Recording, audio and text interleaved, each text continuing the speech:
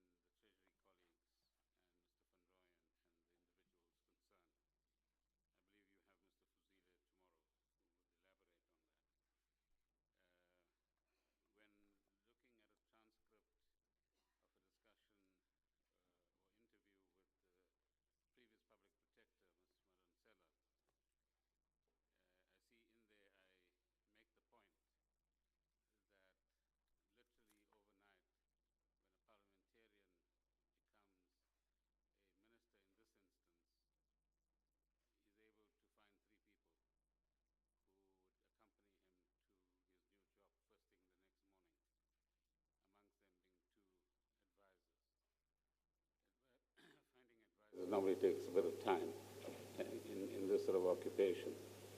Excuse me.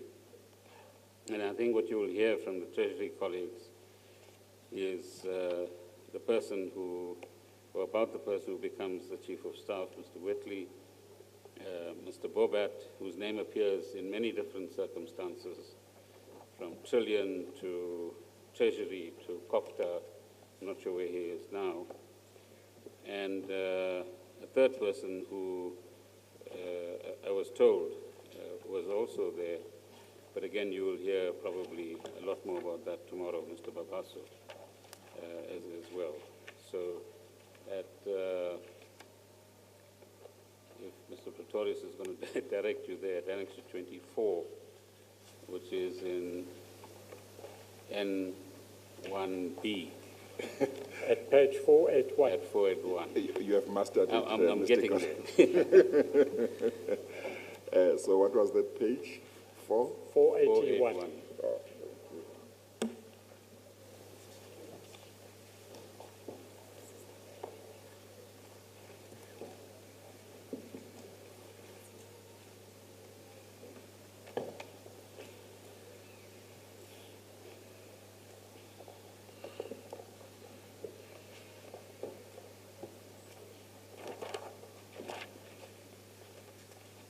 Do you have that?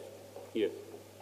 The article makes reference to certain questions put to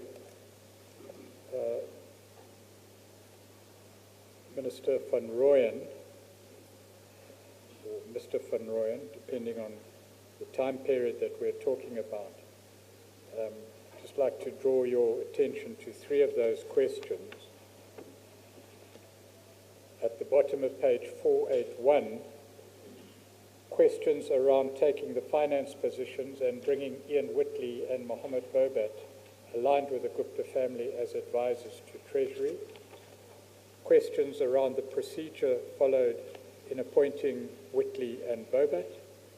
And thirdly, questions on Whitley and Bobat's involvement in the SAA Airbus swap deal, among others. Is that the so-called controversy that you're referring to? That's correct. And at 1143 of my statement, I then go on to indicate that apart from the reference made to the presence at the compound in Saxon World in the first part of 1143, there was a reference to the third individual, Mr. Mabaso, and Mr. Bobat's interest in SAA at the time. And he approached one of the advisors that were with me. Oh, that was with Mr. Nene, I beg your pardon, about who's dealing with the SAA matter. That's the swap deal that we referred to earlier on. That's the deal you referred to earlier on, approved by Mr. Nene. That's right. Minister Nene. And then in paragraph 114.4, Minister, you deal with what is politely called sharing of a confidential Treasury document.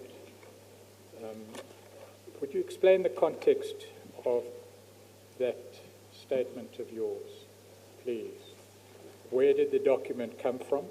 What was it intended to do? And where did it finally come to rest? Again, I think Mr. Fuzile is best qualified to give you the detail, but as I understand it, this was let's call it an economic outlook document, which would indicate A, the status of the economy at that point in time, and B, what are some of the measures that could be taken to create a better environment for, but also higher levels of inclusive growth and job creation in our economy. A strategic Treasury document. That's right. The Treasury would, from time to time during the course of the year, Chair, produce such documents either to brief the President or to brief Cabinet or to brief the Ministers' Committee on the budget. It would provide updated numbers on the one hand that would be available, but secondly, provide a basis for debate about what actually needs to be done. So my attention was drawn to this email that is at page 500 of N1B, which just says, "Gents, finally."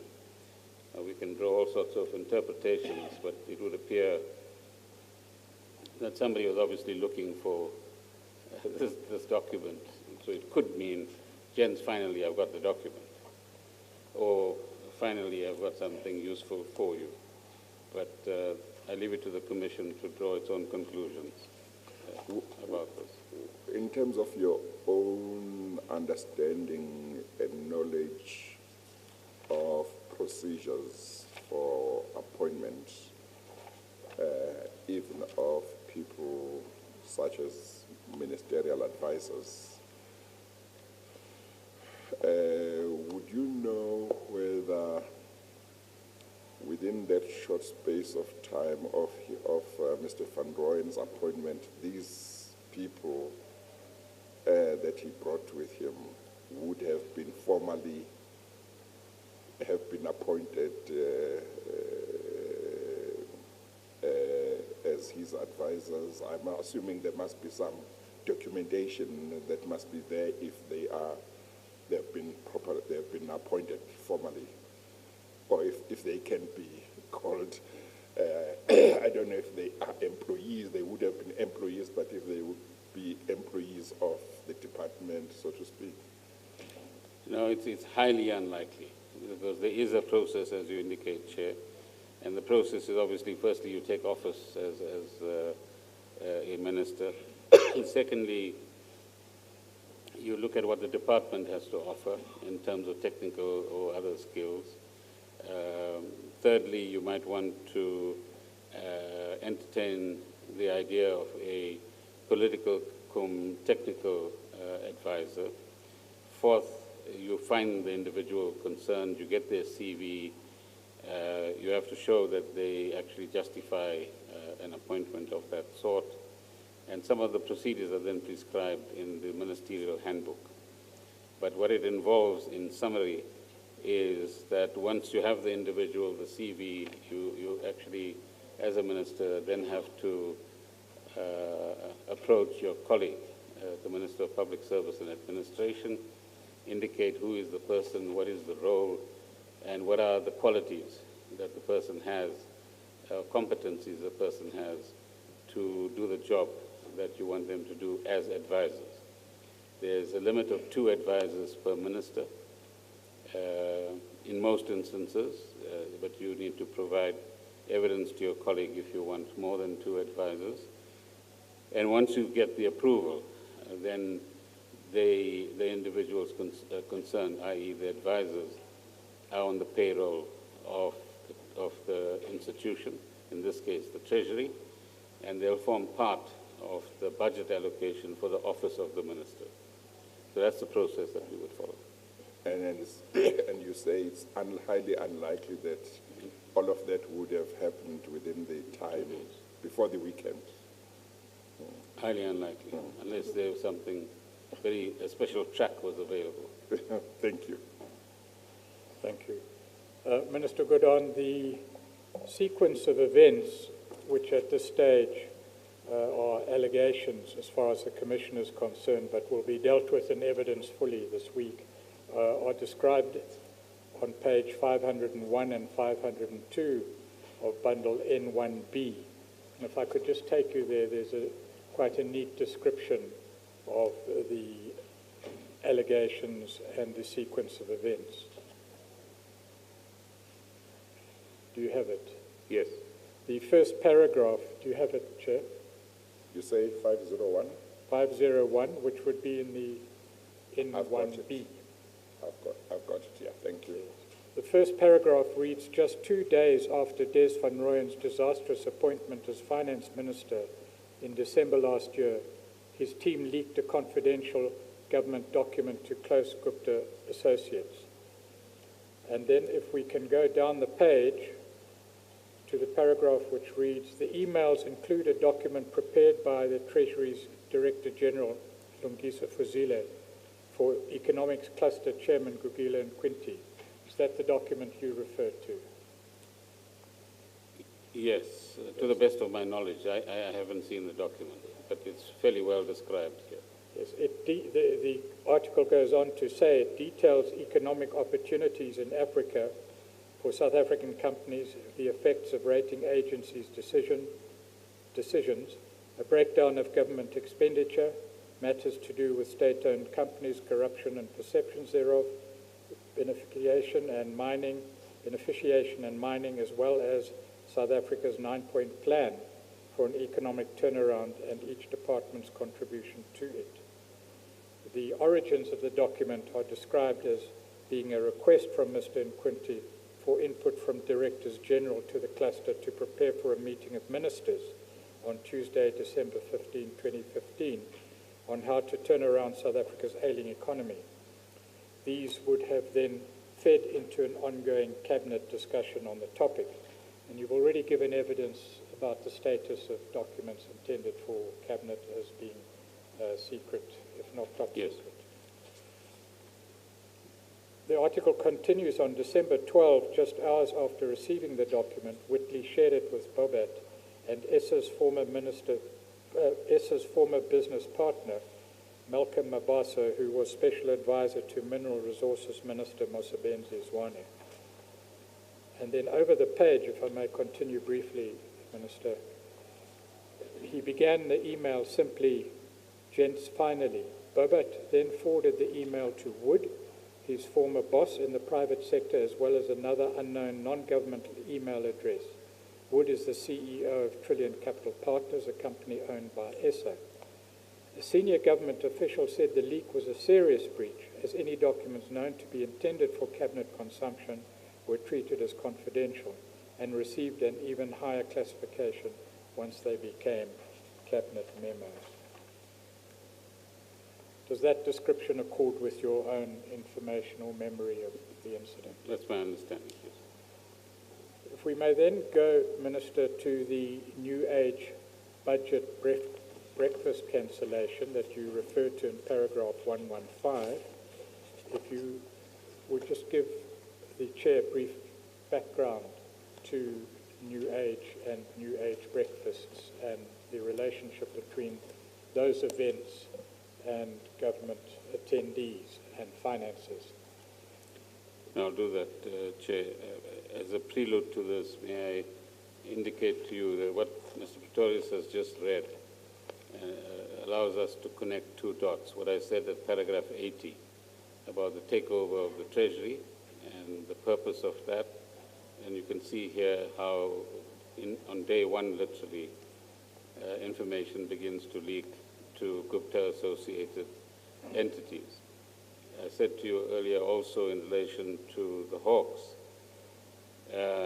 that there's surprising inaction on very old information that's available in the public domain. To the best of my knowledge, Mr. Woods hasn't been charged with the fact that, or any of the others, with the fact that they have been transacting on confidential government documentation. In this case, fairly sensitive, because it begins to indicate possibilities and plans that government has in mind to refloat the economy, and which people who engage in trading, as they call it, would be able to capitalize on. Just to connect those two dots for you. At 115, another decision which I believe may have contributed to my eventual removal as Minister of Finance in March 2017 was revealed on the 21st of February 2016, 3 days before the budget was presented to Parliament, when the Sunday Times newspaper reported the National Treasury had cancelled the Gupta-owned The New Age newspaper's sponsorship of and participation in the post-budget breakfast briefing. What this refers to, Chair, is that Minister Manuel had set a tradition over the years at Treasury that after the budget, the following morning in particular, there would be this post-budget breakfast, and it would be transmitted live by one or other TV station, usually the SABC, but more latterly, ENCA had an opportunity there as well. At a particular point in time, New Age, i.e. the Guptas, and SABC had a, if you like, close shop arrangement that they would be the ones that would do these sorts of transmissions. Particularly, they started with these sorts of breakfasts after the State of the Nation address that the President delivers. I'll make reference to that later on. And one or other SOE, usually ESCOM or Transnet, would sponsor those breakfasts. And the beneficiaries obviously would be New Age, which would get reasonably free advertising in the process.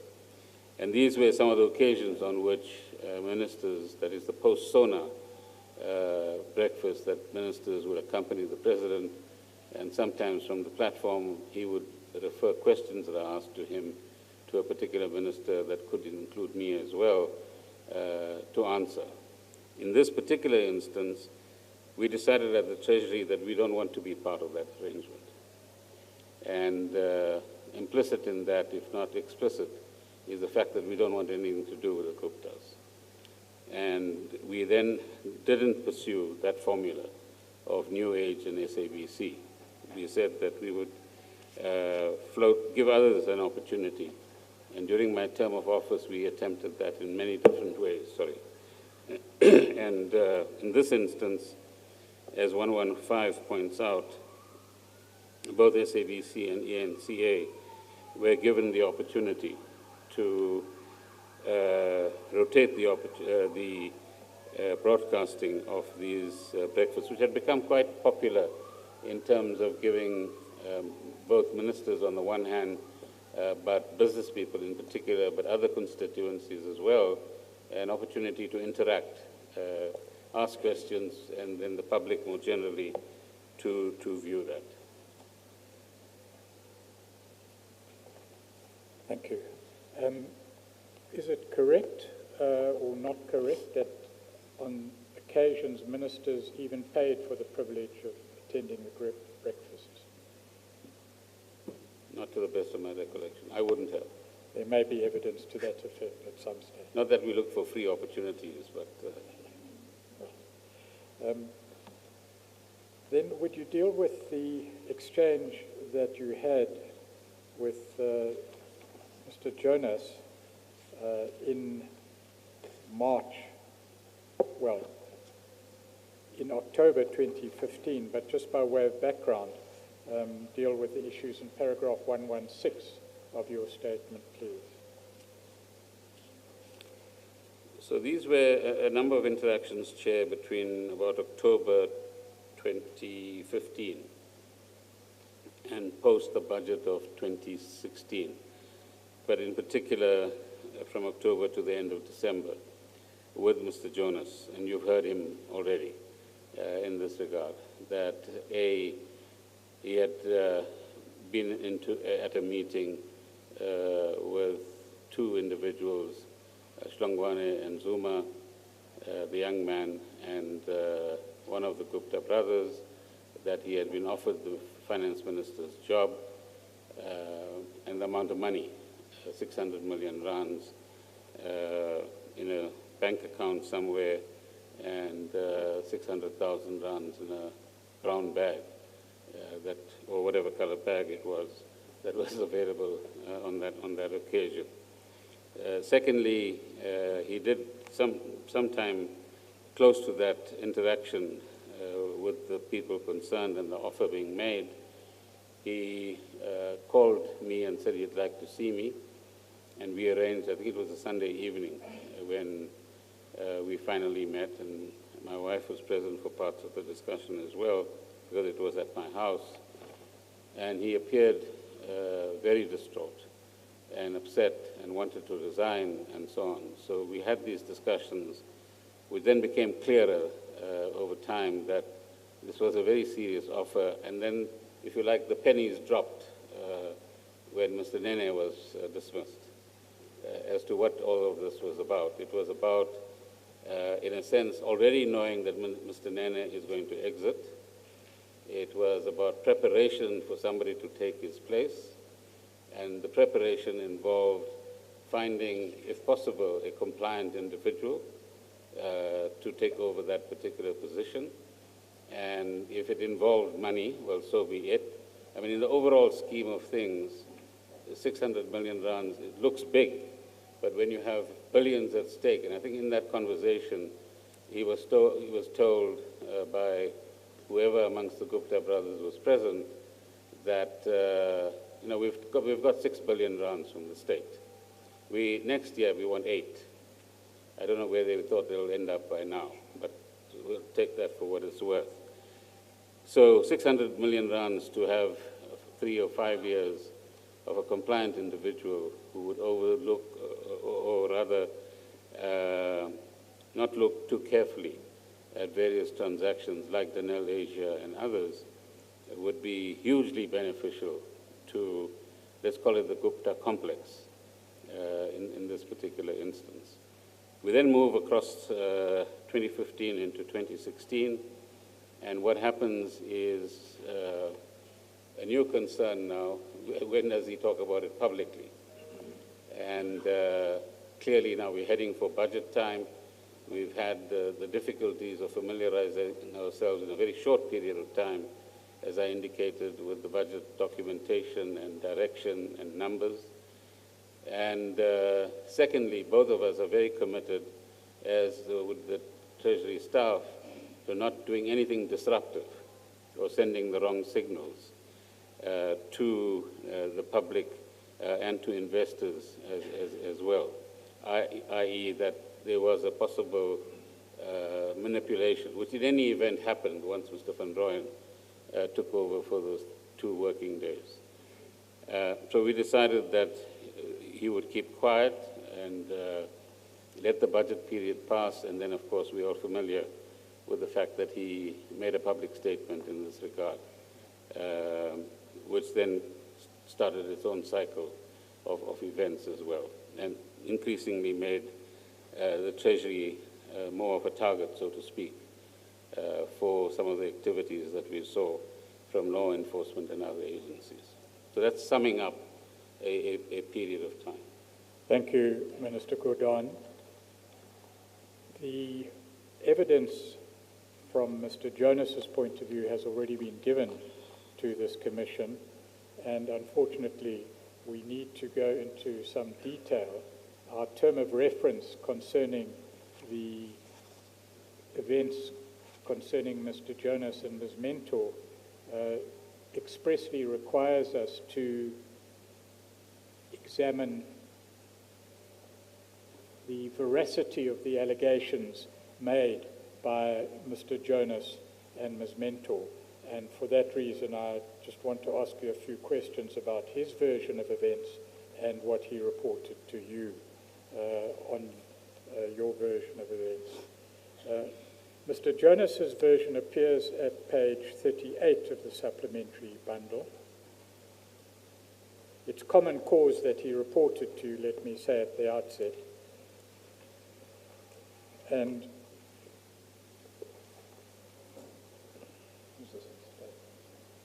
I'm sorry, you said page 38? of the supplementary bundle.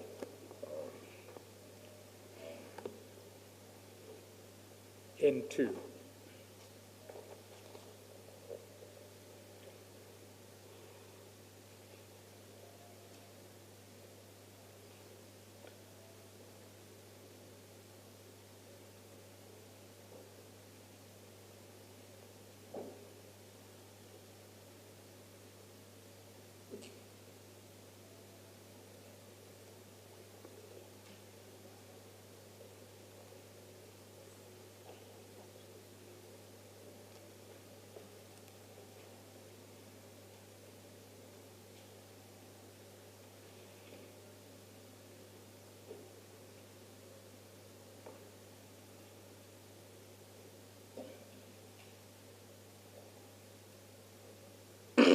I've got 38. Paragraph 34 Oh, of the statement of Mr. Jonas. I guess a portion of his statement. A portion of his statement. Yeah. He says there, Minister Gordhan, he says that on Sunday the 25th of October, he spoke to you and asked if he could see you to seek advice and guidance. That is, Mr. Jonas, went to your house in Pretoria, and when he arrived, you were sitting with your wife. He then goes on to say, and I quote, "Given that his wife was present, I decided to provide him with a high-level outline of what had happened. I told him that I had been invited to a meeting and that the individuals present at the meeting had told me that I would be made Minister of Finance and that they had offered me money and that I had refused their offer. I was still deeply shocked, angered, and dispirited, and told him that I thought I should submit my resignation the following day." Your evidence is that he did not disclose specific detail about what had caused him to be so distraught on that Sunday on which he met you at your Pretoria home in the presence of your wife. And I understand your evidence to be that that evidence was supplemented, or that information was supplemented at a later stage. So the only difference in the version that certainly is apparent to us is that Mr. Jonas says he told you the detail, albeit at a high level, if that's consistent. On this first occasion he met and related the story to you. Your version seems to be that he did not give you detail on the first occasion, but supplemented that version later with more detail. Well, Mr. Pretorius, is that right, or am I missing something? To say Mr. Jonas says he told Mr. Gordhan details. He says he told him a high outline, and I was thinking that that's not detailed, but I may be wrong. Well, yes, leaving aside what high outline might or might not mean, the narrative continues just after halfway down paragraph 34 on page 38 to say that he told Minister Gordhan of the invitation of the individuals present, the offer to be made Minister of Finance, and the offer of money. Okay. I thought the preface given that his wife was present was meant that he wasn't going to give him as details, but from what comes after that, maybe. Well, that may be the explanation, Chair. Yeah. It may indeed be the explanation, and perhaps Minister Gordhan should be grateful to you for that. Okay, thank you. I don't want him to cause domestic trouble now. So just for the record, Chair, 117, 1, 2, and 3, and 4 are consistent with 34 and 35. It's only the question of when the details, and they appeared as I was giving my summary over time, and I might have even got some of the, let's call it extreme details, more after the budget in preparation for his statement on the 16th of March. Yeah, well, thank you. And I might just say for the record of events as you have set out in paragraph 117 is consistent with the transcript of your own evidence before the public protector.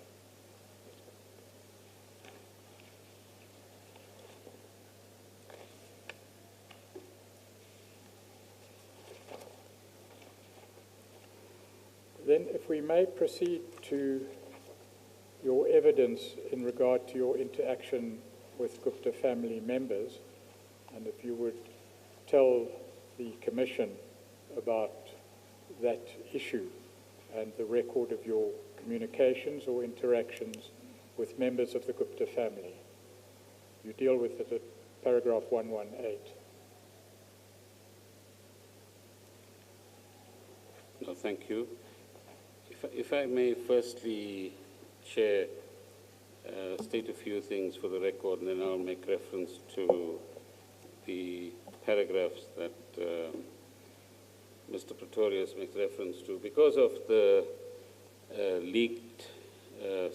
the leakage of the statement, a lot of the focus for people looking for sound bites has been trivialized into, did you meet the Guptas or not? Not what did you do with them, not who else have you met and entered into any corrupt or let's call it unsavory deals. And it's important for me to provide as much clarity and definiteness about this particular issue. So let me start by saying that I was asked to address this issue by the Commission. It's not that I wanted to hide it. Yeah. As far as I'm concerned, this set of interactions I'm going to talk about are fairly trivial in the overall context. As far as my, I don't even want to use the word relationship with the Guptas because there was no such relationship. So that's the first point. The second is what I said earlier on, Chair, that I want to make it absolutely clear that whatever the interactions might have been, there was no so-called meeting where two people sit, they transact. There were interactions, or we happened to be in the same place, and I'll come back to that point in a moment. And so I'm quite emphatic about the fact that I'm not for sale or influence. If I was, then I'll be sitting in a very different capacity. The third point is that, according to my office at the time in the Treasury, there were repeated efforts to try to meet me or get me into a meeting, all of which either the office turned down or if I was informed about it, I turned down. So at no stage would I have entertained a meeting directly with the Guptas. The fourth point is that I've never been to Saxonwold, the so-called compound, nor, by the way, as I indicated earlier, did I look for the shebeen in its vicinity. I've never been to the wedding and did not take any cognizance of the so-called invitation. I think we did describe what the invitation looked like. So it was a fairly sizable box lying on the desk of my PA. I'm told, I checked this morning, I'm told it had some fruit of some kind. I might have said earlier it had condiments and a very fancy invitation. And with due respect to the invitation, it finally found its way to the wastebasket, which is where it should belong. The fifth point is that I've had no direct one-on-one meetings with the Guptas, and I hope the media gets this clear. Now, it appears that the narrative that we are buying into in the public domain is that if you are wearing a white or a blue shirt and there happens to be a little dot, then it's no longer white or blue. So a bit of ink fell on it, and then it contaminates the whole color. So yes, as I say in the statement, I have seen them at cricket matches on one or two occasions. I've seen them at, and a relative of mine said, tell the commission, even ice cream vendors are at the cricket match as well. So that doesn't mean that they've had meetings with the Guptas. And as I indicated earlier on, there were these post-SONA New Age SABC breakfasts sponsored by one or other SOE, and we were required to be there to support the president, and that was the capacity in which I was present at that. And that would mean that we were sitting in the same room as about this size at 50 different tables, and they might be sitting with the president. I've had meetings with Mr. Ambani as a business person and a billionaire from India who runs a communication company called Reliance Communications, and there are documents in one of the packs here, which I'll come back to, which show the number of efforts by both his company and Bharti Airtel to enter into some kind of transaction with MTN. And the reason I agreed to meet with Mr. Ambani is because he could be a potential investor in South Africa.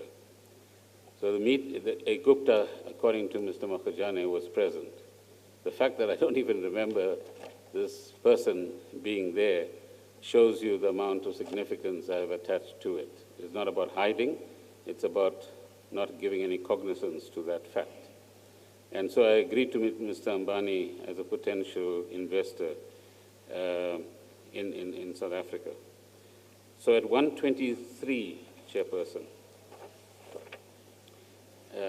I clarify what, let me say at 122.1, the second instance apart from these public occasions was when, as I describe in 122.1, I had a meeting where I was requested to be at a meeting with the president, and you've been to Mashlambo and Lobo, so you know that there are many different rooms. I was waiting in another room for a while for the president to finish whatever earlier engagement he had. I was then asked to go to the room where he was present, and I find this short gentleman sitting there, and I'm introduced to him, or he's introduced to me by the president as his friend, and so Gupta, and that he has some expertise in small business and finance. As a courtesy to the president, I didn't want to say I don't want to talk to him. I listened to whatever little comments he wanted to make about business and finance for about 2 minutes, and I think it became quite evident to him that I'm not interested, and he left, and my meeting with the president continued. So that's what I describe in 122.1. Is that the same meeting that is referred to in 122 on the previous page? Let me check that.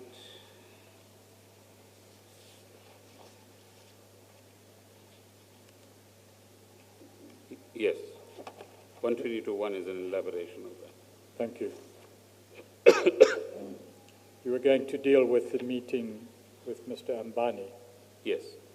So at paragraph 123, Chair, if I may read that on the record. Yes.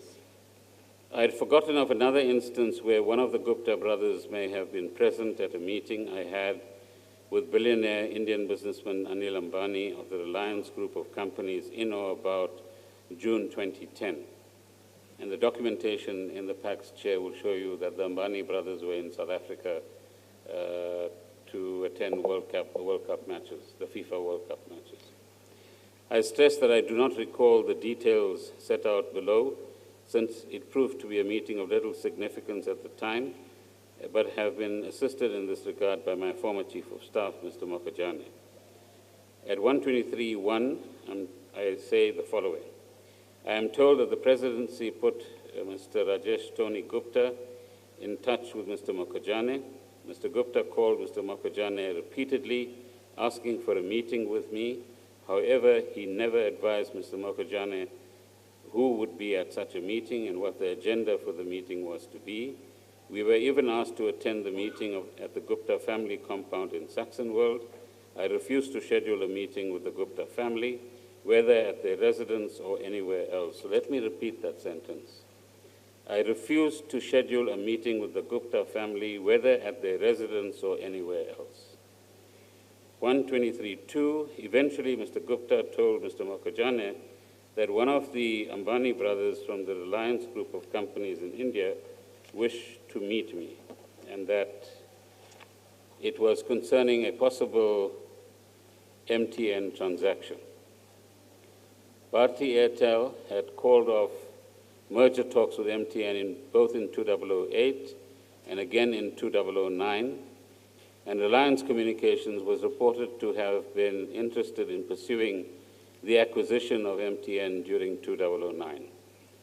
We were advised that Mr. Ambani was in South Africa for the 2010 Soccer World Cup, which I indicated earlier, and that he would like to meet me regarding the possible MTN transaction. At page 511 of N1B, there are a number of copies of press reports that would support what I'm saying. The next paragraph says, I agreed to a meeting with Mr. Ambani, who had the potential to be a significant investor in South Africa. The meeting was held at a hotel in Pretoria, Willowstern, on a Sunday morning. I attended the meeting together with Mr. Mokajane, who advises me that the meeting lasted less than an hour. Discussions in the meeting were between Mr. Ambani and I. It commenced with general conversations about the World Cup, the Ambani family's visits to Kruger National Park, and Indian and global politics. Just for a bit of gossip, the two brothers in the family were in a huge disagreement at the time, and the Kruger National Park provided the venue where they reconciled, from what the reports say. I don't think they got any counseling from me in that regard. At 123.5.4, eventually Mr. Ambani asked about the legal and regulatory processes that would be required to obtain approval for a transaction such as the purchase of MTN, and we spoke in general terms of what processes would need to be followed and the role of the National Treasury. The meeting ended inconclusively, and we parted ways and left. Mr. Mokajane has advised me that he recollects that Mr. Ajay Gupta was present at the meeting. I do not recall him being present. So before you go on, may I just ask, Minister, do you now recall whether he was present or not with hindsight? Alternatively, do you accept what Mr. Mokajane says, that he was in fact present? That is Mr. Ajay Gupta. The alternative. I accept Mr. Mokajane's view. He's younger, so his memory is better. Then, Chair, if at all any so-called credentials are required, I'm departing from the statement in terms of my standing in relation to the Guptas. Let me reiterate what I've said. No visits to their compound. The New Age breakfast cancellation prior to the 2016 budget is evidence of my attitude.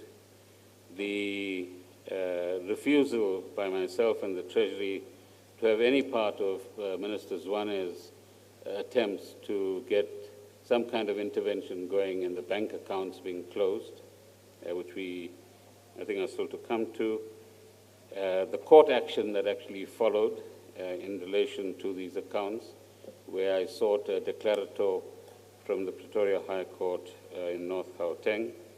And, for example, my refusal and the Treasury's refusal to have anything to do with Danel Asia on the basis that we were being pressured to do are all few of the indicators about where I stood in relation to this particular issue. Finally, in relation to 123.7, I intend to write to the Speaker to clarify the issues in respect of the parliamentary question from the Democratic Alliance, as I indicate in 123.7. It is apparent in my written response that I do not make mention of the 2010 meeting with Mr. Ambani of the Reliance Group, which a Gupta brother may or may not have attended. This is simply because at the time of submitting the written response, I had no recollection of the meeting. But to emphasize, that meeting was with Mr. Ambani, not with a Gupta representative. So your reply appears at page 526 of bundle N1B, and you say you wish to refer the Commission to that reply. May I ask you to turn to page 526 of the bundle? Yes. Perhaps you could read the question, parliamentary question from the DA onto the record and your reply. So, yes, so I confirm that that was a reply, and I've given the context that I was meeting Mr. Ambani, not Mr. Gupta, or whichever of them was present. And this is in a context, Chair, as you would understand, as Minister of Finance, which we pointed out to you, on behalf of the country, would be meeting hundreds of investors, overseas business people, rating agencies, and so on. And this was just one amongst many meetings at the time. And the second point that the Commission would want to look into is that it's during this period that the Guptas and South African business people would complain about this, that the Guptas would want to demonstrate to particularly Indian business people, but others as well, that they are the sole channel, if you like, to gain access to higher office in South Africa. And I must try and recall some names, if I can, of people who've been on a state visit to India, for example, where the Guptas would be very clear that if you want to meet either the South African side or the Indian side, theirs is the channel that needs to be utilized. It's in this way that they were able to manage patronage, if you like, at both ends of the equation as well. So finally, let me just reiterate that I'm not for sale to anybody. Just to close the loop and to put the proposition to in its most extreme form, if you'll forgive me, Minister Gordhan, it has been put that, in fact, you did not forget at the time you made the reply and you misled Parliament. What is your answer to that? Well, I've given the answer already. Thank you. That then you accuse, or whoever it is that is putting the question, is telling me that I'm lying, and I would not lie to Parliament. So if I wanted to lie, by the way, I could have left this meeting out of the submission to you, Chair, and you wouldn't be any wiser about it. So the fact that it's here and it's declared, and the fact that this was a meeting with Mr. Ambani is evidence of both my efforts and my office's efforts to be frank in relation to this matter. And the Chair has already invited those who wish to make any allegations or lead any evidence to come and do so within this forum rather than elsewhere. I'm not sure they are hearing that voice, but that's another matter.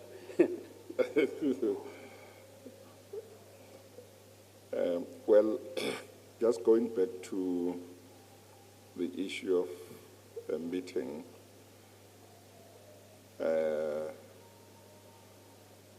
my understanding is, firstly, that you never had any meeting in the normal sense of the word meeting with any of the Gupta brothers. Yes. That's the first point. The second point you make, and that is anywhere, you know. Then the second point is you did have, I think what you may have termed in your parliamentary reply, encounters at official functions. Yes, am I right? That's right. And then, of course, you mentioned that meeting with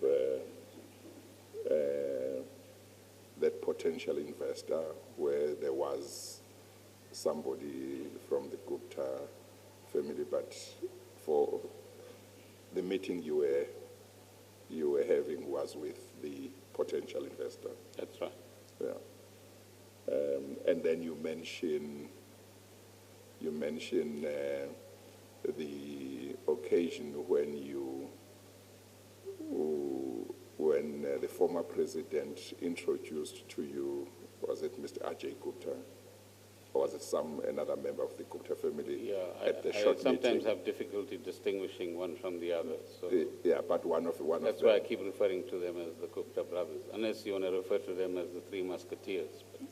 But, So where at least one of them was introduced to you.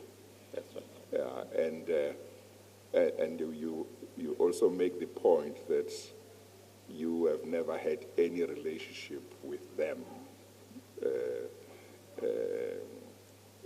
You made that point as well. Yes. Yeah. Okay, thank you. Thank you for the summary, Chair. Thank you. In paragraph 123.7, just to explain a possible misunderstanding of that statement, you say in line 4, you did not make mention in the DA reply of a meeting with Mr. Ambani at which a Gupta brother may or may not have attended. I understand that statement to be in the context of what Mr. Mukhajani informed you. Am I That's right. correct? A nod won't be recorded by the machine. Your answer is yes, I think. Yes. Would you then go, please, to the events of 2016, or at least return to the events of 2016, as you outline them in paragraph 124 of your statement, please? So, let me read this paragraph, Chair, with your consent, and then give some... Are you getting to Prof. 124? 124. Yes, Chair, 124. Before you do so, now that you mentioned you testified that the Gupta brothers, you understood that they would conduct themselves, and I'm putting this in my own words, conduct themselves in such a way that people would think that the only way to access people in certain people in certain high office would be through them. That's right. That's right. Now, yeah, may I just ask, and this is a little for something else. There was a state visit to China, I believe in 2010, I may be mistaken. Do you remember whether you may have been part of that? Not that I recall, Chair. No. And there was one to India, state visit again. I wasn't part of that You were not either. part of that. Oh, okay. Well, there was something I wanted to ask. I did go to France. Sorry? I did go to a state visit to France and to the UK. Yeah. Okay, thank you. That takes us back, Minister, to paragraph 124, and you continue to relate the events that occurred during 2016.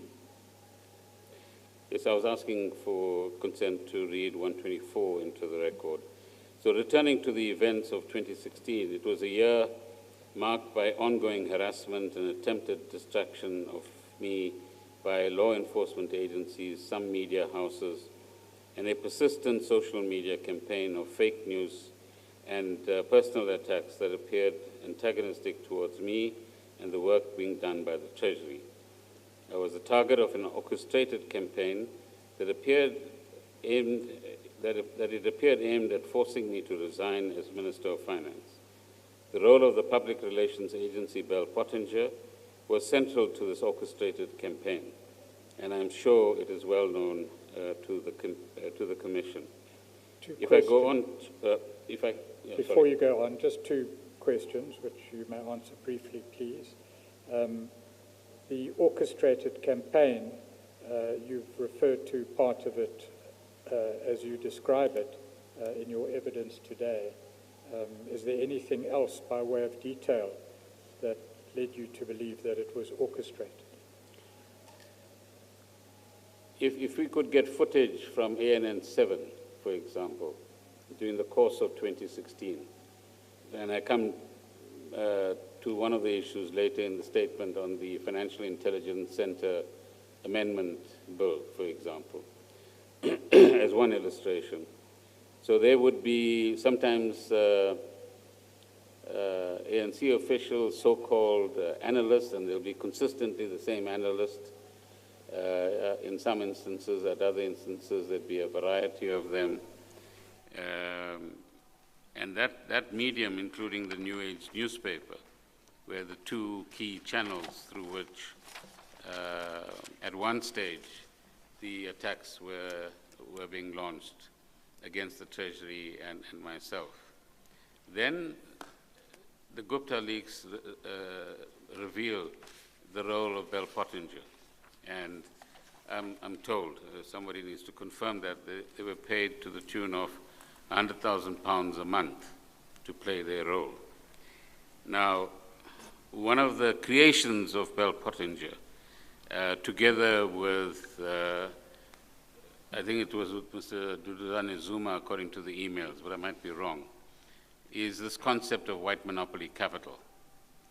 So then for a whole period of time, you would see attacks which say we are white monopoly capital orientated, or bought off by white monopoly capital, or even appointed by white monopoly capital. But depending on the context and the situation, the narrative would shift in one way or another. So I was reminded of an elder family member in Durban, and I'll come back to this in some of my closing remarks as well. There's an interesting saying, it might be something in the Zulu language, in isiZulu as well. It says the tongue has no bone. Now, anatomically, that's true, right? So it's one of your most flexible instruments in your body. So you can say anything at any time because it doesn't really matter. It can go this direction or the other. In other words, contradictions and so on don't matter. So if you recall, Chair, white monopoly capital reached a peak at a particular point in time. Then the former minister in the Labour cabinet, Peter Hain, became aware of the Bell Pottinger role in South Africa. And together with investigative journalists, that role became more exposed to the public domain. The emails then helped the public to understand what was actually going on. The matter is then raised in the United Kingdom by Mr. Hain. You might want to call him as your witness as well at some stage to give you some insights into this organization and a few others and their role in state capture here. And then I think there's a public relations sort of regulatory board or institution in Britain that looks into the matter. And as I understand it, in formal terms, Bell Pottinger doesn't exist.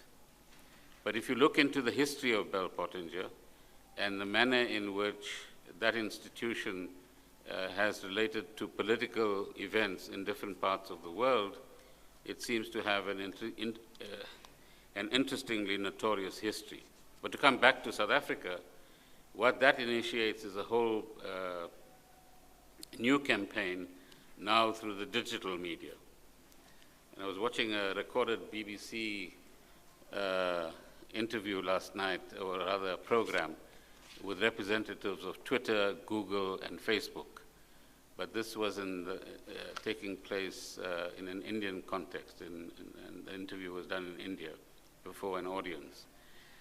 And what are each of these institutions doing to manage fake news and what we today call bots, and the manner in which that kind of digital media can be manipulated to influence, for example, the US elections. And I think you're familiar with the manner in which data collected by Facebook was then analyzed and manipulated by an institution called Cambridge Analytica. And that then enabled the campaigners for the current president in the US to target specific messages from insights obtained from the usage of Facebook. Then you have a similar phenomenon called bots, where they're automated, I'm not too familiar with this myself, but I'm learning. They're automated systems that are developed. So you feed in one message, and then a variation of that message is produced, and you can have 1,000 bots going out at a time.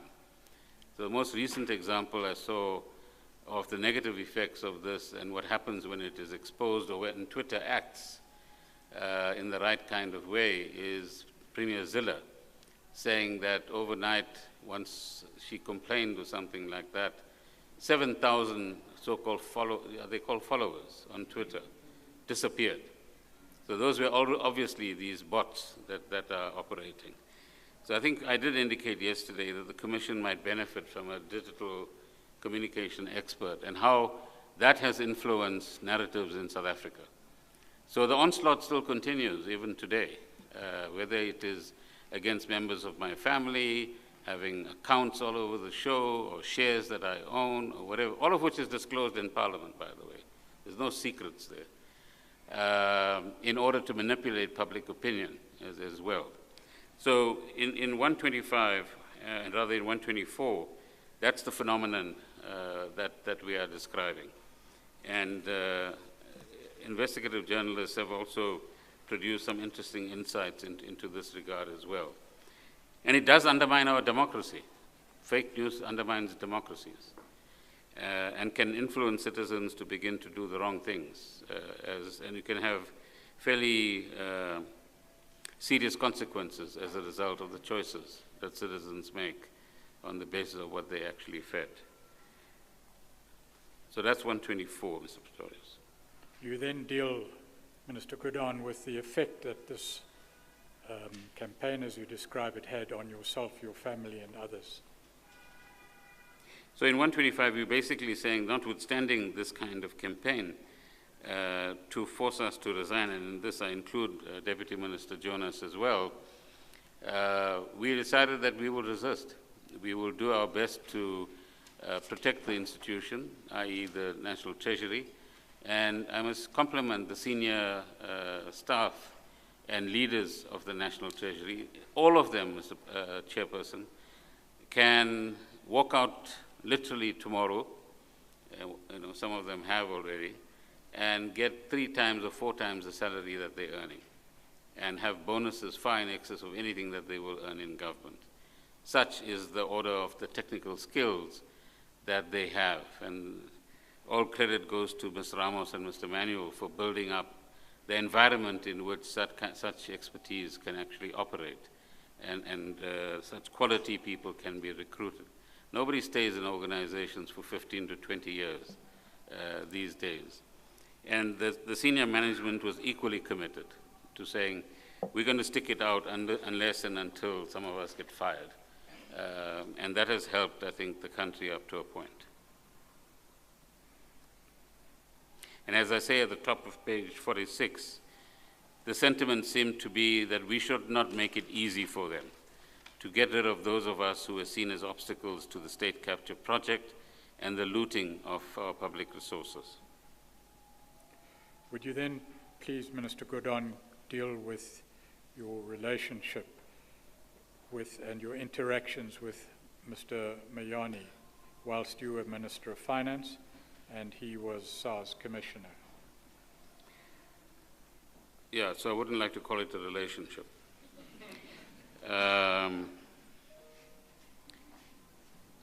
So, Chairperson, when you are appointed as a minister, and as we indicated, I think somewhere in our discussions yesterday, one would expect that heads of institutions that report to the ministry would understand their role and their accountability.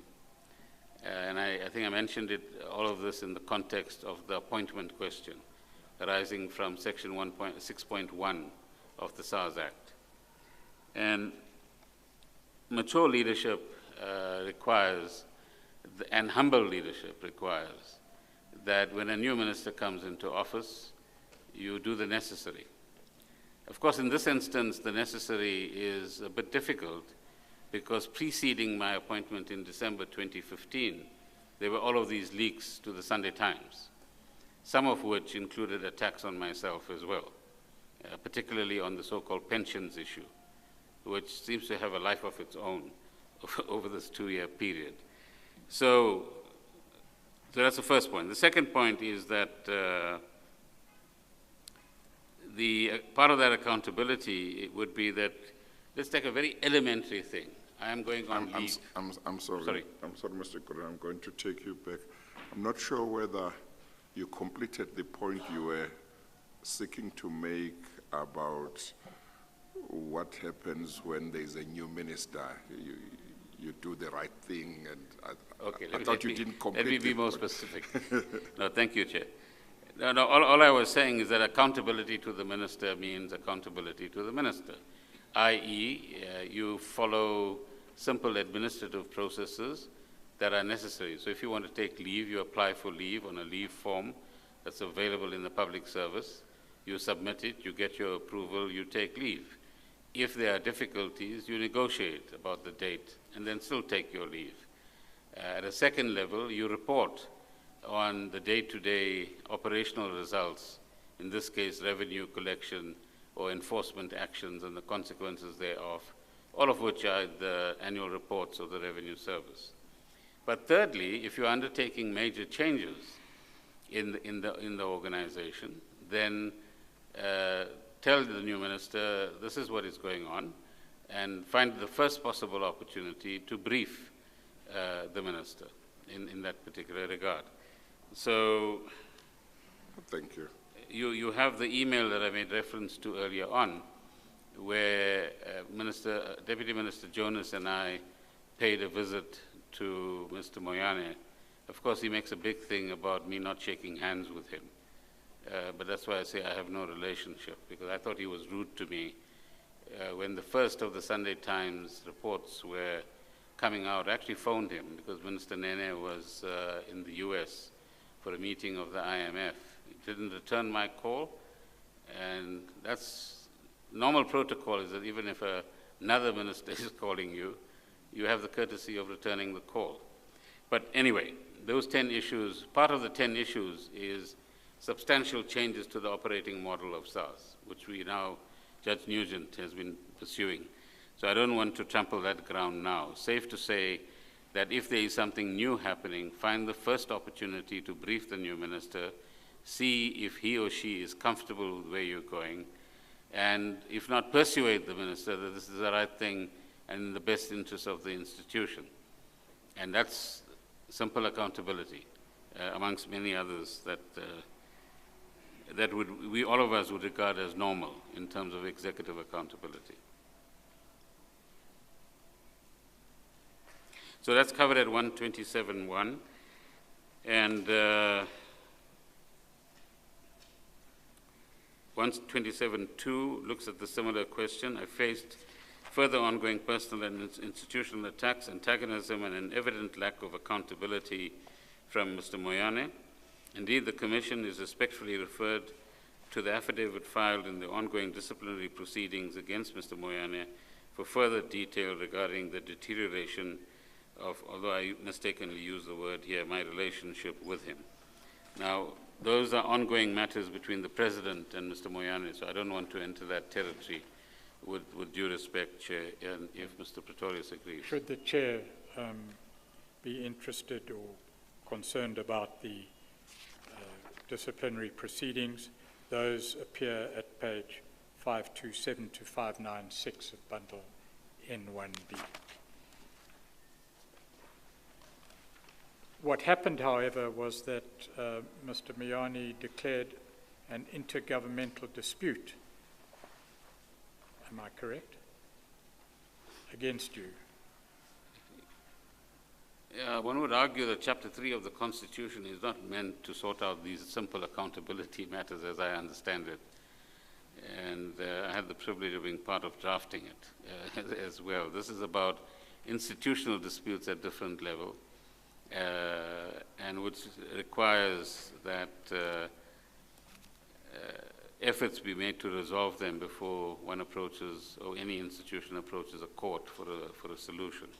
But it also sets out the importance of having the right kind of relationship and interactions with and between institutions of the state. So at 127.3, I think that's the point that you are raising. At 127.4, we make reference to the former, I don't know whether he's former, but the legal advisor of the former president, who attempted to make it appear that he was going to mediate these difficulties. And I might have met him once, I think, in that context, but that was it, and nothing further emerged.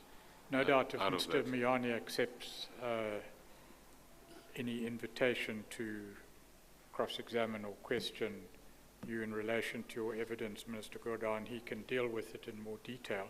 But the declaration of the intergovernmental dispute appears at page 599 of the bundle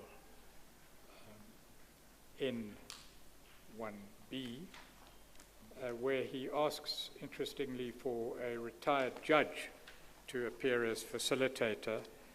It turns out that the former president's lawyer, whether at the time or not, attempted to mediate the dispute.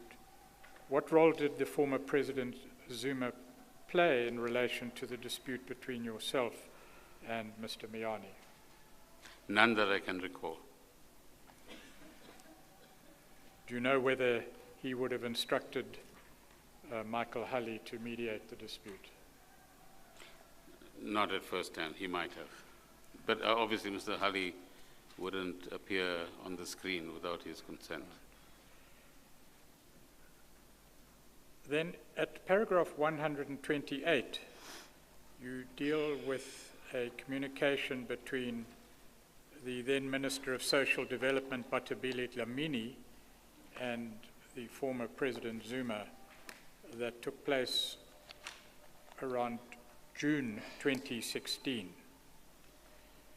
The letter is marked confidential, but it since came into your possession, as I understand it.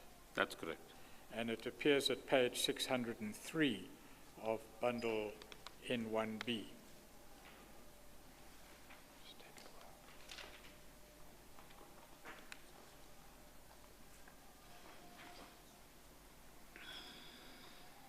It's a lengthy letter, and runs from 603 to 614.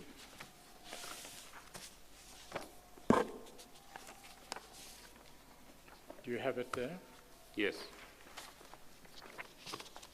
The letter might be instructive insofar as it might highlight, certainly as far as the Department of Social Development is concerned, some of the issues that concerned another department and National Treasury, and it's been put up by your legal team as part of the bundle. And if I may, I'd like to draw your attention to some of the disputes or issues or contentions raised by Minister Dlamini and give you an opportunity to respond thereto.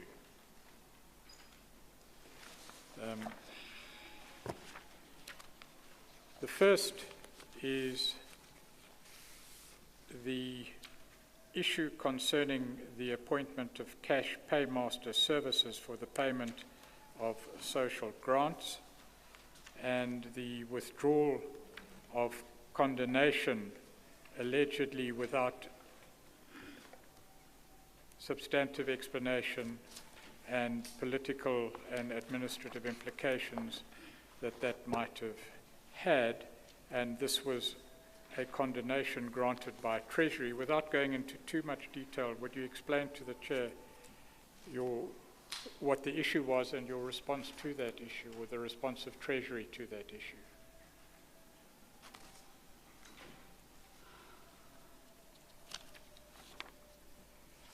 Well, I think Cash Paymaster Systems Chairperson has been very much part of your work in another capacity, and obviously has presented government with many challenges. So I can't remember the details of the condemnation, but what the letter generally illustrates in that issue as well is the kind of attacks that Treasury would be subjected to using these sorts of issues, I believe unjustifiably, to essentially say that, again, Treasury is an obstruction to what is going on. We don't want to get into the details of SASSA and CPS and so on, but the Treasury colleagues, together with the Reserve Bank, I think it was in December 2016, spent an extraordinary amount of time trying to find alternate solutions other than CPS, which was an expensive option, to pay social grants and make sure that people who are recipients of grants actually get their grants in a reliable kind of way. Now later, I think somewhere in the letter, there's a complaint about bias towards the private sector. And I wasn't in those meetings, but from the reports that officials of the Treasury offered, and as you will recall, Chair, the Reserve Bank is the body that has the banking regulation function. So they would be able to get banks, for example, to cooperate on a short-term basis to distribute grants or issue cards or whatever the case might be. Treasury would be looking at the procurement issues on the one hand, but cost savings on the other hand as well. And obviously from a social development SASSA point of view, their concern would be whether on a monthly basis the right amount of money would be actually paid out. And notwithstanding, I think it was late December 2016, as I say, after weeks of hard work, a solution having been either being very close to being found or found, it was all turned down. And then we get into the morass that the Constitutional Court had to eventually intervene in as well. So it again illustrates that, in a sense, we were right to raise our concerns and the manner in which this issue was being dealt with.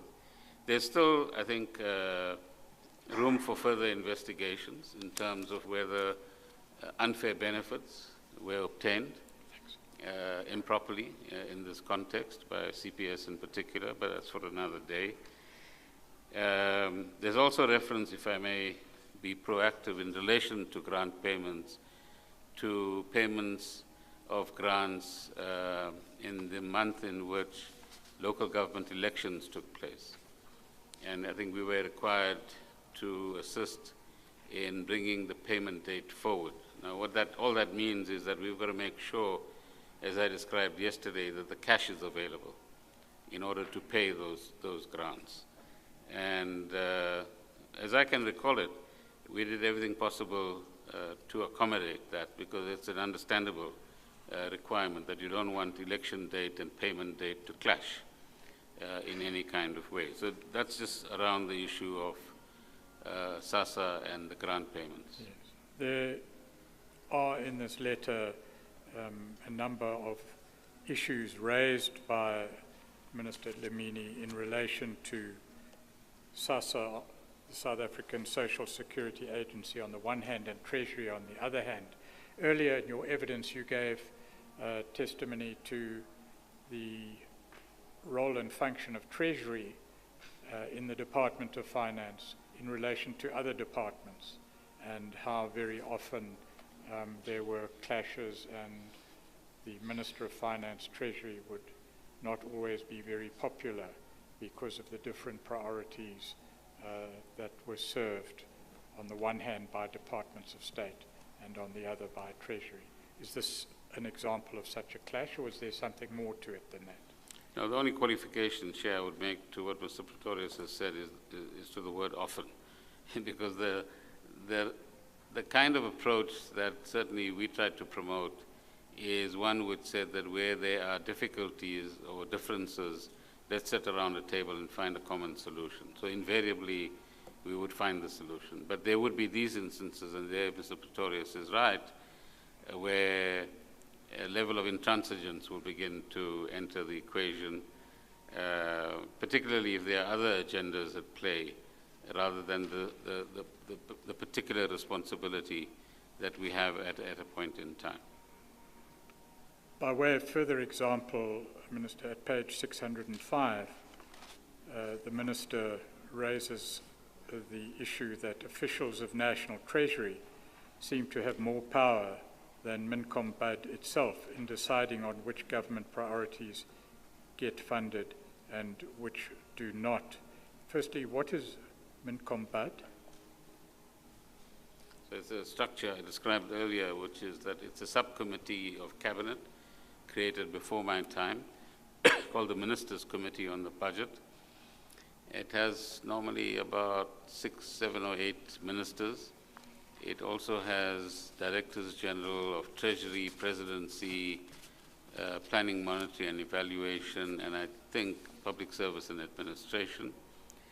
And its responsibility is to assist the Finance Ministry and the Treasury to look at economic data, to and prepare for the approach to budgets, both the medium term and the February final budgets as well. This is where at least once a quarter you would present economic updates, and in particular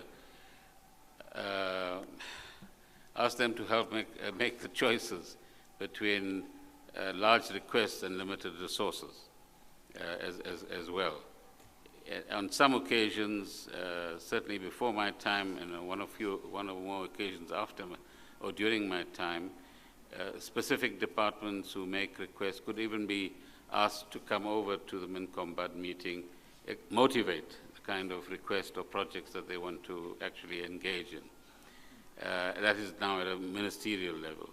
That motivation, as I described yesterday, would still happen at an officials level in what is called the MinTech process, or MTech process. In short, the allegation here by the Minister appears to be that officials of National Treasury exercised an overriding power, or sought to exercise an overriding power greater than that of MinCombud. If you have 6 or 7 ministers in the room and 2 or 3 officials from the National Treasury, I mean, a huge discredit is being done to the other ministers, that they don't have the ability to hold officials to account and make their own judgments.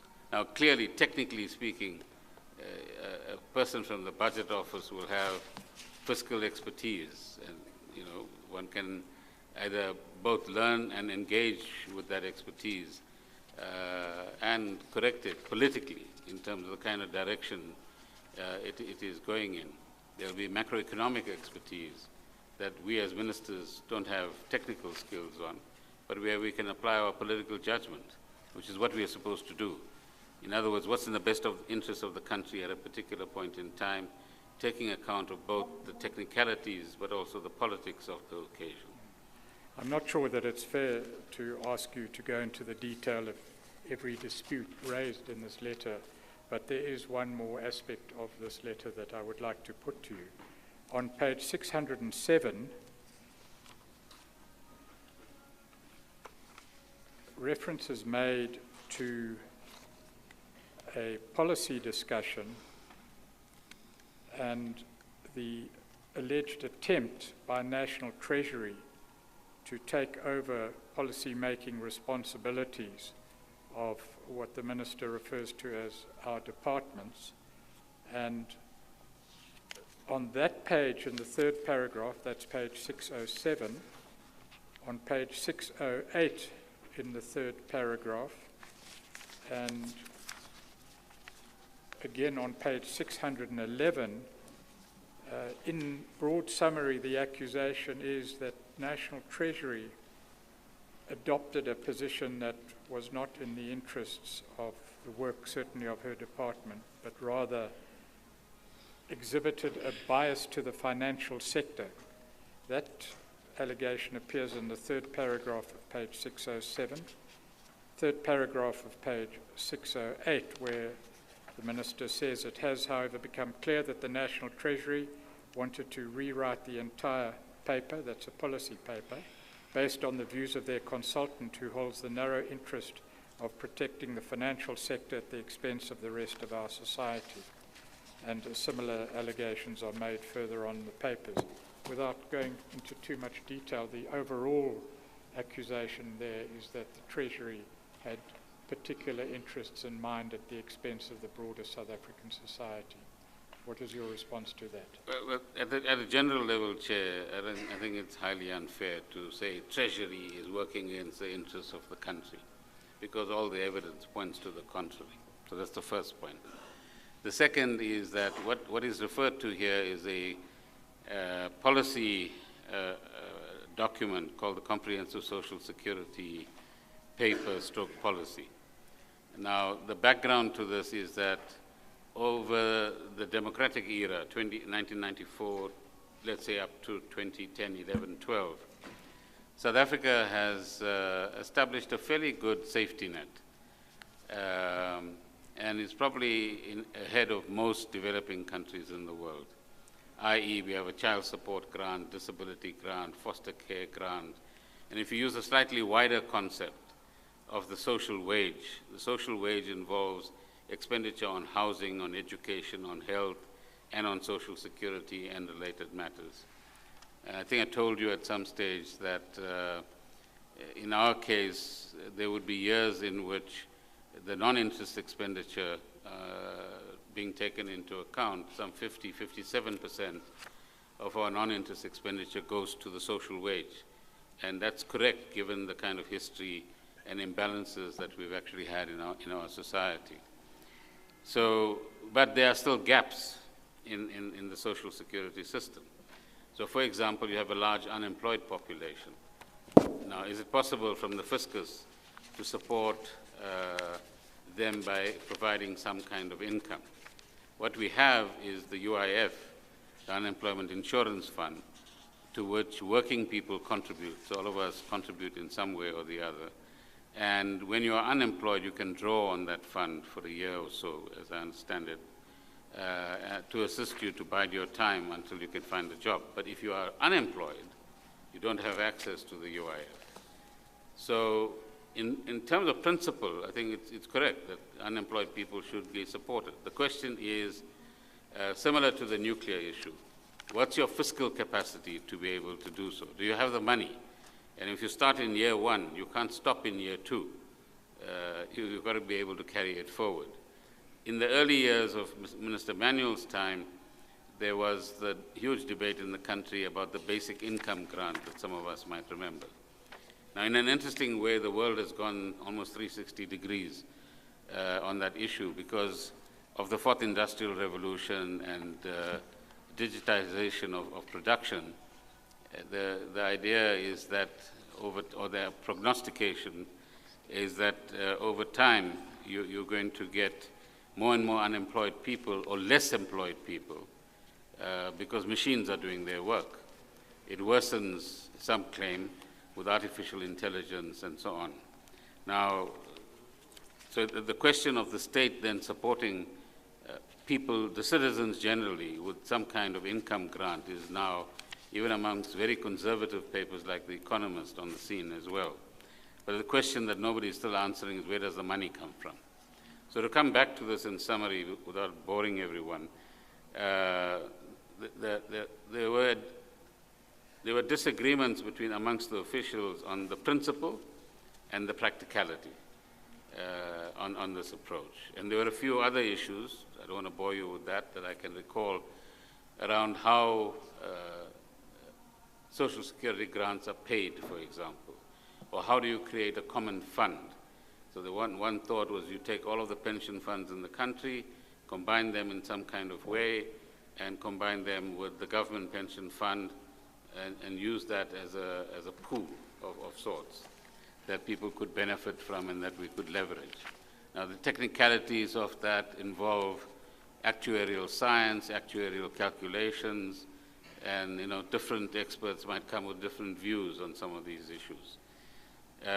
So yes, this has been a long-standing issue, but it's nothing to do with Treasury being X and Y and Z. I think if there are pragmatic people around the table, the key thing is not keep disputing it, but get on with it. Now, we have a similar set of debates and engagements that would be taking place on the national health insurance, for example. So if you have the Minister of Health here and the Minister of Finance here, they'll give you their respective perspectives on what do they mean, how would they fund the particular program, and what does it mean in practical terms tomorrow morning or next year, for that matter.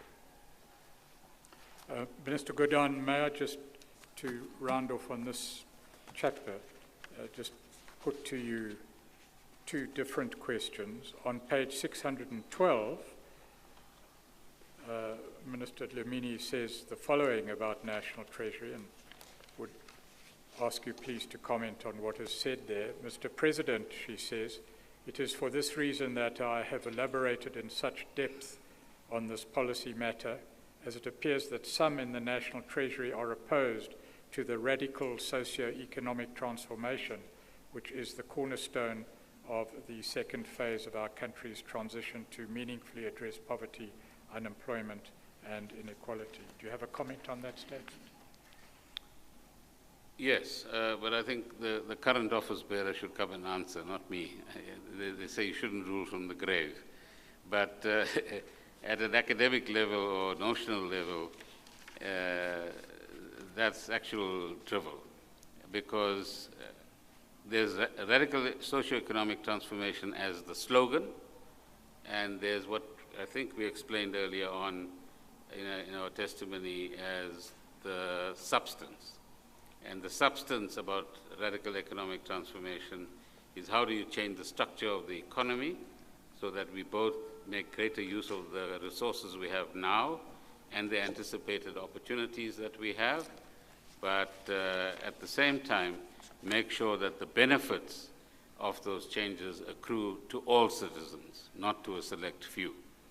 So, and the Treasury, if government policy is to work in that direction, the Treasury's job is to give effect to it. Now, Treasury is not the only department in government. So too much is being made of this. As I explained to you, Chair, in response to your question, if I remember yesterday, Department of Trade and Industry will have a particular responsibility. Mineral Resources will have other responsibilities. The Small Business Department will have yet other responsibilities. But they all should be working within a broad set of policy parameters that government itself provides. Yes, that leads to the last point that may be made in relation to this. It's been drawn to my attention that there are passages here that talk about the political implications of financial decisions. For example, at the bottom of page 604, the allegation is made that officials of the National Treasury have very little, if any, regard to important matters that have huge political implications for the ruling party. And that sentiment is expressed elsewhere. Do you have a comment on that? No, the National Treasury is not a planet on its own orbit. It's part of the solar system. So it's part of the governmental system. And again, you have the opportunity of Mr. Fuzile, I believe, tomorrow in your presence. So you could ask him how the National Treasury operates. But the Minister of Finance will certainly take into account political implications. That's his job. And at the same time, take into account the policy advice and the technicalities that accompany it as well. So I'm sure if you have Minister Mboweni here, he'll be able to more than adequately address that. There are further issues arising out of this, but in the interests of time, if I may move on, Chair.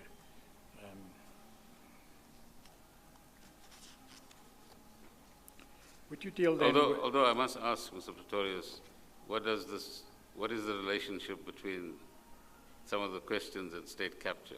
Let me leave it at that. Yes, well, in the first place, your legal team put the document up, but I'm fully accountable for the questions arising. But it seems that the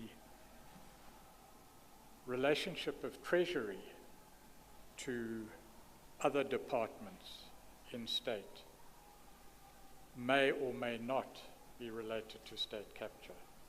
In other words, the suggestion may be made that the at times antagonistic relationship between Treasury and other departments has its roots in other matters rather than in issues relating to state capture.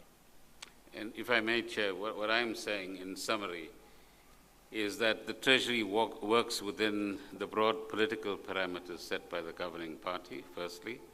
Secondly, there are sometimes, if you like, incompatibilities between a political choice and its fiscal viability, and the Treasury has the responsibility to bring that to people's attention. And that thirdly, the reason we put forward this document is to show how within government itself you could get the creation of a narrative that could falsely start accusing the Treasury and become part of the overall attack on the Treasury as well. Now, your point is fair, I would say, Chair, that you're inquiring into whether there are things that the Treasury did that might have brought this upon themselves. Now, I was there for 6.5 years. Treasury has been around for 20-odd years as well. So I accept your point that we have to reflect. I'm no longer there, so they have to reflect on some of those issues. But I can assure you that Treasury doesn't work outside of the government orbit. Then in paragraph 129 and following, Minister, you deal with the issue of the amendment of the Financial Intelligence Center Act. In order for us in the Commission, I hesitate to say in order for the Chair, but in order for the general public out there, perhaps some background as to what that act entails and the issues that underlie the need to amend that act and what happened as a consequence. So some of these developments, Chair, occurred in the context of the what is called the post 9/11 period. So you have the 9/11 attacks in the United States, and that begins to draw attention to terror financing. And the United States has this power as the biggest economy on the globe, and the dollar being the reserve currency, meaning that most international transactions occur through the US dollar, as many of you would know when you travel overseas. It also has legislation in the United States, the Foreign Accountability Act or something like that, which allows them to become extraterritorial. So if you are facing sanctions as a country, for example, let's use Iran as an example now, from the United States, and if South Africa or any other country does any trade in dollars with that particular country, then this particular act can begin to kick in and impact negatively on our own country. But let me go back to 2001. The attacks take place in New York. The there are various responses to this, including the establishment of the Homeland Security Department. But one of the other responses was to start looking at terror financing. So the Financial Action Task Force was created. It was a sort of voluntary association of about 20, 30 countries at the time. And without boring you at this late in the afternoon, that institution then began to formalize the approach to terror financing, and in particular money laundering.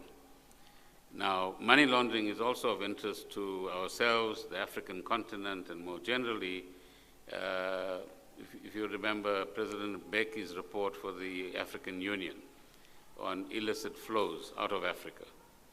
And there are also illicit flows out of South Africa as well. So money that is not declared here in any way and finds its way out, but which should, in fact, make a contribution to the economy here. So the look at terror financing led also to a look at money laundering, and then, of course, illicit financial flows. And these institutions, now called financial intelligence centers, then began to emerge. And in Minister Manuel's time, the first act, I think, was passed. The institution was established. Mr. Michel was appointed as the first director of the Financial Intelligence Center, reporting into the Treasury. Subsequently, of course, there were many other interactions in this institution called FATF, and more countries joined the network as well. And they then began to develop a set of criteria which would sort of certify a country. Are your systems compatible with their requirements, and have you established all the legislation and checks and balances which they think they actually require? And that is what is contained in the Financial Intelligence Center Act. What Section 129 does is to explain a subsequent development around what are called politically exposed persons. Paragraph 129. Now 129.2 mentions that. And if I may read that, most controversially, the amendments introduce additional scrutiny of personal finances and transactions of so-called politically exposed persons, which in the Act are termed prominent influential persons, and their families and associates, as well as a requirement to record the beneficial owners, that is the natural persons of bank accounts. So there's two concepts here, the PEPs or PIPs and the beneficial owners. Now, very rich people and people engaging in malfeasance set up trusts, as you know, Chair. And you could have layers of trusts. So if you keep digging 5, 6, 7 layers down, you might still knock into a trust. But what this provision requires is who are the individuals that are managing ultimately this set of trusts. So who are the beneficial owners of a business or a trust or whatever the case might be. As far as the PEPs or the PIPs are concerned, attention was drawn to the fact, and this relates to the illicit financial flows as well, because we've had, for example, instances in Nigeria where a former president, I can't remember the number now, but took away billions of dollars, which has just recently been recovered to some extent as well. So these PIPs or PEPs are prominent individuals, particularly in government. I was saying to some colleagues the other day, it should also include people in the private sector, but we'll come back to that. And that they should actually receive, let's call it extra scrutiny. Now, what the Financial Intelligence Center does is that it gets reports from the financial institutions. So if account A belonging to individual B has a particular pattern suddenly emerging where over 5 years, all you'll see is a maximum 100,000 in that account, but suddenly there's deposits of 5 million, 10 million, etc., and they are disposed of fairly quickly, then those would be considered to be, in terms of the FIC Act, suspicious transactions. And that suspicious transaction must be reported to the FIC. And the FIC developed analytical capabilities to assess whether there are patterns. And it has the responsibility to also then report to, and this might become part of an interesting part of your brief as well, Chair, to report to law enforcement agencies, so particularly SARS, the Hawks, and I think the prosecuting authority as well, whose job is, if there is sufficient prima facie evidence that there's something appearing out of the ordinary, that they should actually then investigate or prosecute in that regard. I'm no expert here, but that's my simple understanding of the requirements. So partly it's global compliance with FATF and FATF requirements, and partly it's with our own requirements to understand financial flows in this country. In the Oak Bay case, the Financial Intelligence Center appended these 72 suspicious transactions, you might recall. We'll get to it at some stage. And that, I think, sent shivers down the spine, because nobody quite understood that it's possible for financial institutions to actually scrutinize patterns in accounts in the way that we did. There was some, and what we're describing in 129.3 and 129.4 is the resistance, firstly, within the security cluster, but also outside of government, and we name a few individuals in that regard, to actually allowing these amendments to go through, because the apprehension might have been that people who shouldn't be detected might be detected in terms of these sorts of practices. In 129.4, we say the former president also delayed signing the amendments into law until litigation was commenced to force him to do so. Before you go on, Minister, there are just one or two questions, Right. if I may. Would it be fair to say that the purpose of the amendments to the Financial Intelligence Center Act was to make the financial controls more comprehensive and more effective, Yes. to enable the law enforcement agencies ultimately to do their work in relation to money laundering, money flows and the like?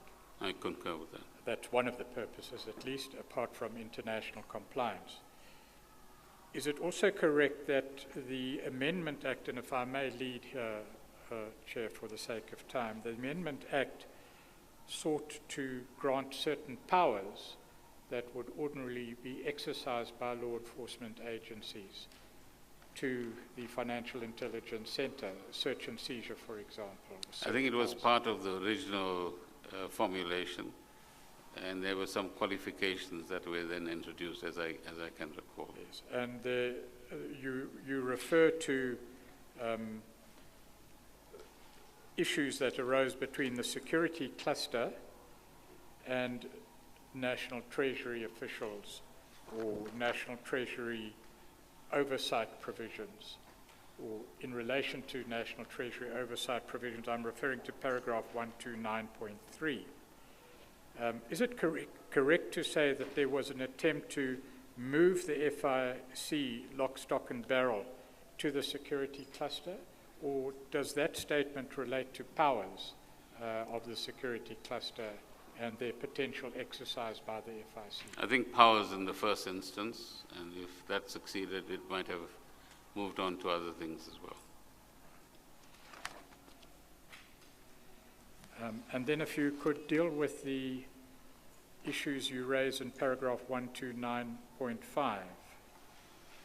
So You do here I say indicate, in sorry. summary that, I don't know if you've dealt with paragraph 129.4, that although delayed, the amendments finally became part of the amended act. Yeah, some of this was during Minister Nene's time, and some of that during, I think,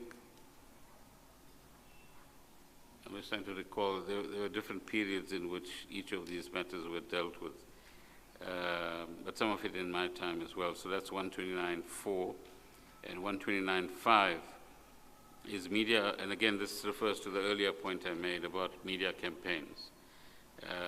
That media outlets owned by the Gupta family ANN7 in particular, launched several determined attacks on the amendments. Commentators such as Mr. Mani, Kadima, and Ms. Baloy of the Business Council appeared before Parliament, or some of them appeared before Parliament. And again, Treasury officials can give you the details of that because they manage that exercise to oppose the provisions of the amendment. You do say in paragraph 129.7, Minister, that the amendment bill was eventually passed into law during May 2017 under your successor, that would be Minister Gigaba. That's right. Then in paragraph 130, you refer again to the orchestrated campaign, as you refer to it, against you and other leaders of national treasury within the cabinet institutions of state and on certain media and social media platforms. The detail in that regard, is that the detail that you've already given and the evidence to follow in your statement? That's right. Is there anything other than that that we need to have regard to? No. And you've already said that these issues that you've raised in what you've described as the orchestrated campaign are more than simple disagreement in the ordinary course of politics. Yeah, politics, with respect, Chair, would involve ideological discussions or political, philosophical differences, and that would take a different form from the kind of narratives and actions that we actually saw during this particular period. Would you then deal, perhaps we could conclude this before the break, with the charges leveled against you during October 2016? You deal with that at paragraph 131 of your statement. So that is to repeat the point I made earlier on, that on the 11th of October 2016, the former National Director of Public Prosecutions, Mr. Abrams, announced that charges were to be brought against me, as well as former SARS Commissioner Makashula and Deputy Commissioner Pillay. The charges alleged fraud relating to Mr. Pillay's early retirement, which had been approved by myself and Mr. Makashula in 2010. And I think we have a video clip there to assist you as well, because it's quite unusual for the National Prosecutor to appear on TV and a press conference to announce charges. At 1:32, subsequent media reports revealed that Mr. Abrams had met Mr. Zuma, Mr. Mashlobo, Mr. Masuta, and Ms. Lamini at Lutuli House the day before his announcement of the charges, that is on the 10th of October 2016. Mr. Abrams explained the meeting as being held to discuss student protests with ANC leaders, but it speculated that it is unusual that the ministers of higher education, finance, and police were not present if the subject matter of the discussion was in fact the higher education issues. 133. Documentation in relation to the issues you have just raised, the levelling of the charges and the meeting that took place on the day before the announcement of the charges, appear in the bundles at page 658 to 690 and page 692, just for the record. Then the market reaction to the announcement. That's recorded in paragraph 133. Markets reacted to the announcement of Mr. Abrams as follows. The rand weakened by 3.9% against the US dollar. Government bonds rose to their highest level since 2 September 2016. The cost of insuring against non-payment of debt, which are called credit default swaps, rose to the highest level since July 2016.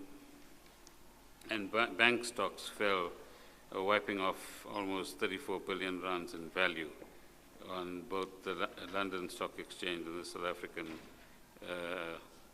or the JSE, or the FTSE JSE Africa Banks Index. Minister, at the time these charges were announced and presented to the public, what were you busy doing? Preparing for the medium-term budget policy statement. So yet another interesting coincidence. And then what happened on the 31st of October 2016? We heard an announcement that, as is recorded in 135, that Mr. Abrams had withdrawn the charges, stating that he was satisfied that the three accused did not have the intention to act unlawfully. I believe you call that mens rea. This was a few days before my first scheduled court appearance. I think it was the 2nd of November 2016. And various civil society and other organizations had mobilized a protest against the charges and in support of the accused. You say in paragraph 136, Minister, that there were allegations in the public domain that political motives were at play in the decision to question and charge you and your fellow accused. And then you follow that with the following. You say, in what appeared to be yet another attempt to force me to resign, to create uncertainty and instability, and ultimately to enable the capture of the Treasury. Those latter words, do those constitute your view? Yes. As opposed to merely allegations in the public domain? So I repeat the point, Chair, that I made earlier on, which is that the lessons of the dismissal of Mr. Nene, i.e. the turbulence, the depreciation of the rand, the impact on the bonds and so on, and the losses on the stock exchange, were not forgotten during the course of 2016. Of course, they seem to have been forgotten in early 2017, but that's a different matter.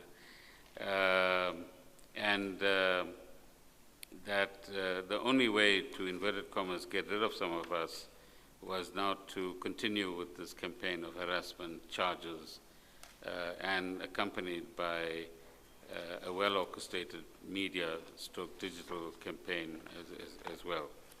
And that was against a very well-held resolution or resoluteness amongst ourselves that we were not going to resign and that we would do the job that we need to do, as is evident from the delivery of both the MTBPS speech in October and the budget speech early in February 2017. Chair, it is now 4 o'clock. You did raise with the legal team the possibility of continuing until 5 at the request of the witness. However, may we adjourn until tomorrow? And I have been given an estimate of 1.5 hours to allow us, in addition, to deal with the Treasury witnesses who are going to be called tomorrow. Okay. No, that's fine. I also had in mind, as I mentioned to you, that maybe if need be we could go up to 5 o'clock, but that was subject to the convenience of everybody, particularly the witness who has been on the witness stand since yesterday. So, so we will stop here. But before we stop for the day, Minister, how much time was left before you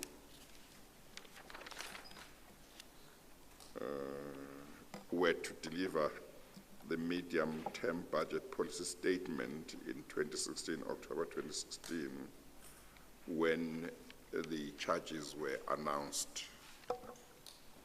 So charges were more announced, or less. Charges were announced on the 11th. The MTBPS is normally in the 3rd week on a Wednesday of October. So we are the 20-something of that. So it was about a week or a week and a half, or at most 2 weeks. Maximum 2 weeks, but Yeah. slightly less than 2 weeks. Yeah.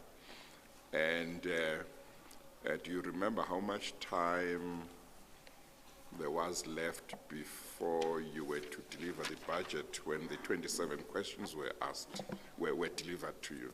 Oh, 4 days, or 5 days. Yeah. In fact, in terms of working days, probably 3. Yes.